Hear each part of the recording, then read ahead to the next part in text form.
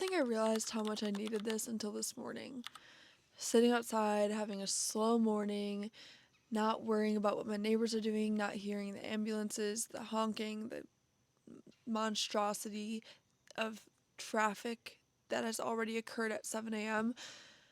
It's funny because I realized that back home I actually compare myself to my neighbors, to the world around me. It could be early in the morning, I just woke up, the sun is just rising, and I hear so much commotion in the city that is right outside of my little neighborhood. And I'm like, am I not doing enough? Do I need to already have things completed? Like everyone's up, everyone's going to work. Oh my gosh, it's only 6:37 a.m. But here, I'm experiencing something different. I'm experiencing a peace and a opportunity to create my own way of being. 10 a.m., sitting out here on this porch, having our coffee, doing our Bible study, being really slow is something that I don't get to do back home. Yes, I have my morning routine, but I have things to do, things to accomplish. And yes, this is vacation that I'm on, and yes, I don't really have the things I usually have to do back home to do here, but it's something that I want to bring back home that yes, I'll be able to do, but I won't fully get until I live in an area like this. Like there's something about just not seeing anyone around you that gives you this freedom to really do what you want. At least for me, I'm very influenced by the world around me. And, when people are up, I want to be up. People are starting their day, I want to start their day. I actually love waking up like super early because, especially because I'm on the East Coast. This is so crazy, but I have the thoughts like, oh my gosh, I'm one of the earliest people. Wait, what? I'm one of the earliest risers in the whole United States. Like, if I get up at 4, like, I'm probably one of, like, the first, like, few, obviously, people have night shifts and stuff. But, like, I actually love that. I love getting ahead of the game, catching the early worm, being the early bird to get the worm. Is that how you say it? Anyways, we got here yesterday. It's been so good so far, so lovely, so beautiful. Everything that I've expected and more. And just gonna relax. We don't really have any big plans besides our hikes and whatnot, but um, just gonna take it easy and really enjoy the beautiful scenery around me. Something that I definitely do not get nearly as much of, even though I do live in a very, green area comparatively to Chicago. This is definitely unmatched.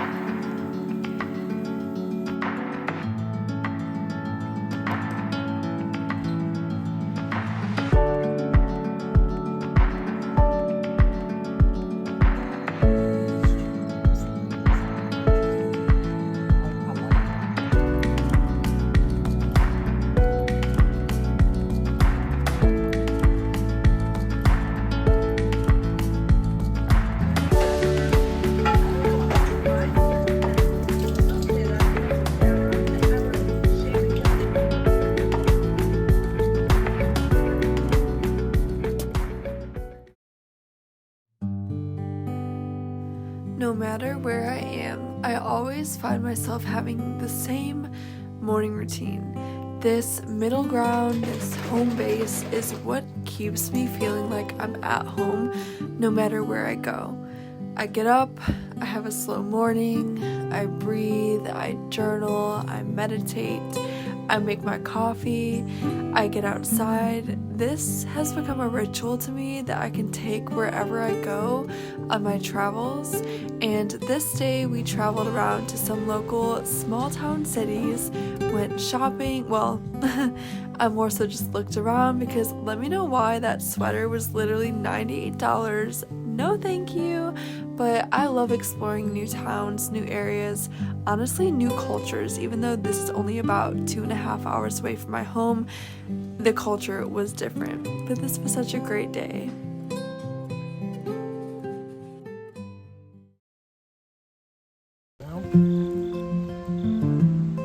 Ready? Yep.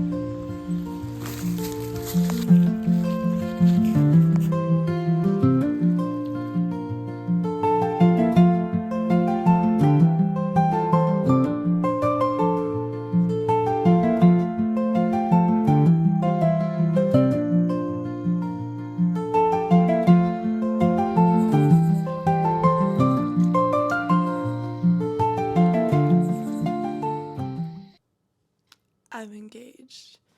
This is so crazy. Life literally feels surreal because this is like a day that like every girl thinks about since they're like 8 years old. Like, who am I going to marry? What's my ring going to look like? I remember, as far as time goes back, trying on rings in the store, trying on my mom's rings, putting it on my ring finger, just being so excited for this moment. And life literally feels like altered. It's like this does not feel real, but it is so exciting. I did kind of see it coming. I didn't know it was coming. Like, obviously, you kind of talk about that with your partner, right? When I was younger, I always was like, how, like, what if the girl doesn't want to? Or, like, how are her nails always done? Like, you kind of have a feeling. I know, not always, but I definitely knew it was going to be on this trip. So I never get my nails done, but I'm like, if I'm going to have an engagement ring on my finger, these nails are going to be done. But it's been such a good time. He asked me on a mountain, and that's like that would be my ideal preferred place. It's just been perfect, and I didn't think that we could get closer. And then the more that our relationship develops, like the closer we get and the more intimacy we have, and it's just seriously so beautiful. And yeah, it's our last day today, and we're gonna go check out Asheville, North Carolina. I'm really excited. We did a treacherous hike yesterday, 7 miles. Literally, it was well, not the most, because the most was in Spain, but it was the second most inclined trail I've ever done. I woke up in the middle of the night and my legs were excruciatingly painful. Like, it was like mid healing process in the middle of the night, but it was tough. Like, there were so many moments, like, he was fine, but we needed to like stop, and like he was praying for me, and I was like down on the ground, like hunching a little ball, like I can't do this.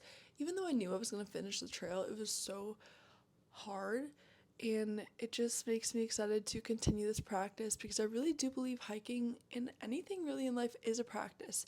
I can get better at it, and I do want to get better at it, and I do want to do even longer trails. So I'm really glad that I pushed myself, because even the day before we did a 7 mile hike, so this is two 7 mile hikes in a row, like giving myself some grace, even though I was like, how is he literally killing it? And I'm like over here, like breathing so hard, like just like looking down at my feet, like one step in front of the other. But I love that kind of challenge, especially out in nature. Like, I would prefer that kind of intensity over a gym treadmill any day, even though like the hikes are like a lot more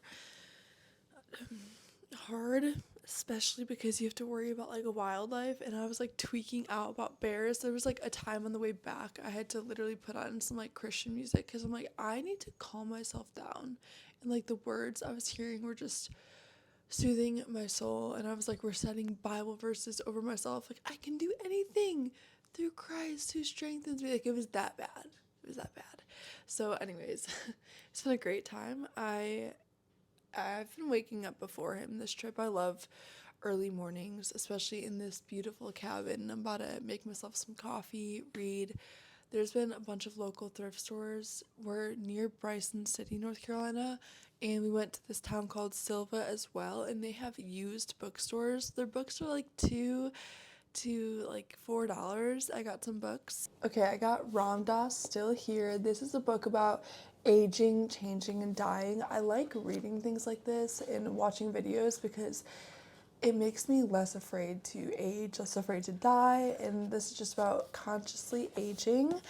I got Seat of the Soul. I've heard so many good things about this book, and I really respect Oprah Winfrey, and she really, like, this book she had on her little podcast. She talks with the author a lot, and actually I think she wrote, the preface. But I'm really excited. This is a very popular book. And then I got Who Moved My Cheese, which I've seen on so many, like, because I'm always like watching like best books to read for this. And this is about an amazing way to deal with change in your work and in your life. And it's a very short, quick read, big font, which is really nice because I could get this done in like a day. So yeah, that was really exciting. It's just been great. I love checking out local stores and seeing what their little vibe is. A lot of outdoor stores, I will say. My favorite, literally my favorite stores.